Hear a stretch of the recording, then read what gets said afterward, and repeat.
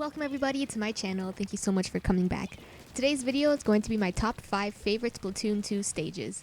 Now I thought this would be a fun video to make since I think Splatoon 2 is nearing the end of its life as we wait for Splatoon 3 to come out, so I doubt there will be any more updates or new stages added to the game, so I think it's safe to talk about my favorite stages without fear of new ones coming out. And before we begin, I just want to say this is my own opinion and that these are not the best stages in Splatoon 2, just my personal favorites. You might disagree and that is completely okay. I'd love to have a discussion about everyone's favorite stages in the comments, so please feel free to leave your own top 5 list down below. And with that being said, let's jump right into it with number 5.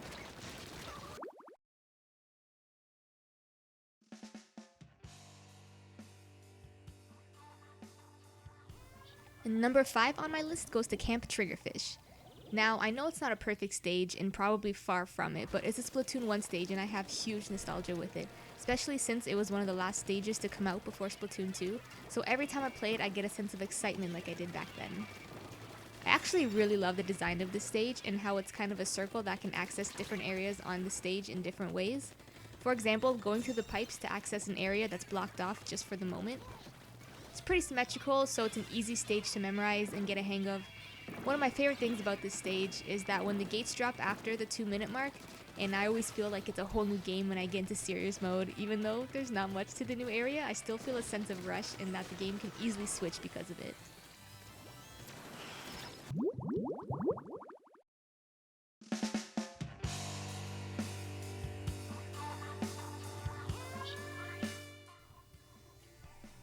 Next is Shellendorf Institute. Every time I play this stage, it always feels like the first time I'm seeing it.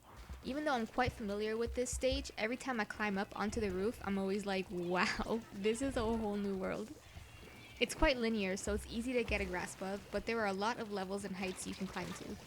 I really enjoy this stage while playing Clam Blitz, as the roof is a really good way to get some clams in, if no one notices you. Otherwise, there's literally nowhere to run or hide. The aesthetics of this stage is just beautiful. For example, seeing the fossil hanging on the ceiling, the gorgeous windows, makes me really wish I could not focus on gameplay and just walk around peacefully. The details of this stage is crazy. It's like a real museum and it's great. I love it. If you guys haven't taken the time to actually look at the stage without inking it, you really should. There's so many details.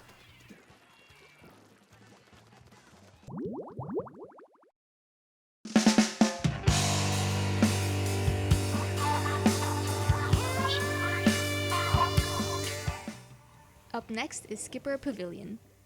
Now, I'm gonna be honest, I am a huge weeb and that's why this is so high on the list. Don't get me wrong, it's a great stage and super fun, but first and foremost, like I said, I'm a weeb and it's based on a Japanese theater, so I love it. This stage has an amazing view of Japanese traditional architecture at spawn and I could honestly just stare at the view the whole game. But I don't because I like winning.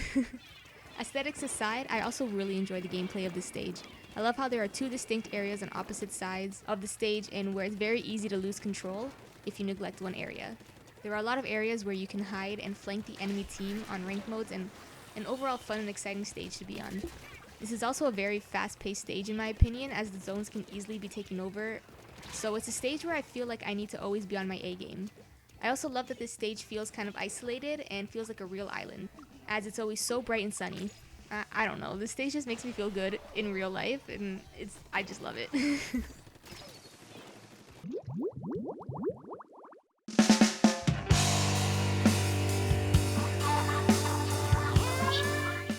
And the number 2 spot goes to Muscle Forge Fitness. This is probably my favorite stage for ranked mode. I don't know why, I just have a really good time playing this map. I love the different paths you can take to reach the goal and the multiple ways you can avoid getting killed. The levels of this stage is also something I really enjoy. The different heights from spawn gives you a good sense of the map and which areas to go towards without having to look at the minimap. It's quite symmetrical and not that complicated, so it's an easy map to get the hang of and quickly find the best spots for evasion or for attacking. For the most part, I tend to always stick to a certain path when I'm leaving spawn, which is a really bad habit of mine, but I noticed for this map, I'm literally all over the place at all times, so it's a constant adrenaline rush of movement that really heightens my gameplay experience. And before we get to number 1, I want to give a few honorable mentions to Kelp Dome and Piranha Pit. And the reason why they're not really on this list is because I had a lot of Splatoon 1 maps and I'm just I just love Splatoon 1. But those maps are very enjoyable for me and I love them so much, so I wanted to add them really quickly. Okay, on to number 1.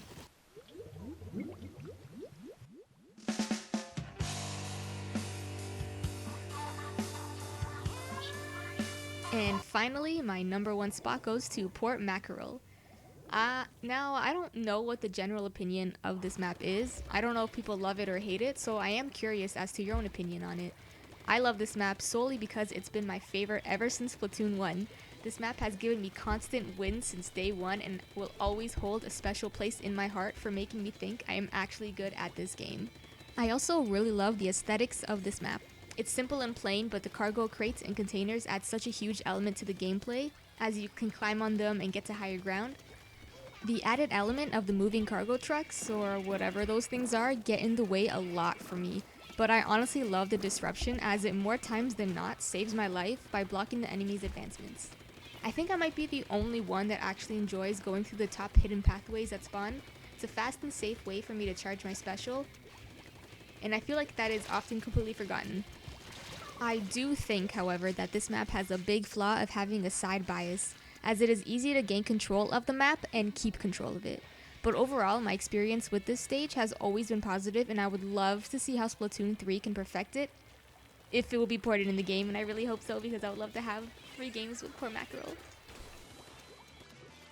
And with all that being said, this has been my top 5 favorite stages of Splatoon 2. What do you guys think of my list? Let me know in the comments, and as always, please leave a thumbs up on this video if you like Splatoon, and subscribe for more content. Thank you so much for watching. I'll see you guys in the next one. Take care.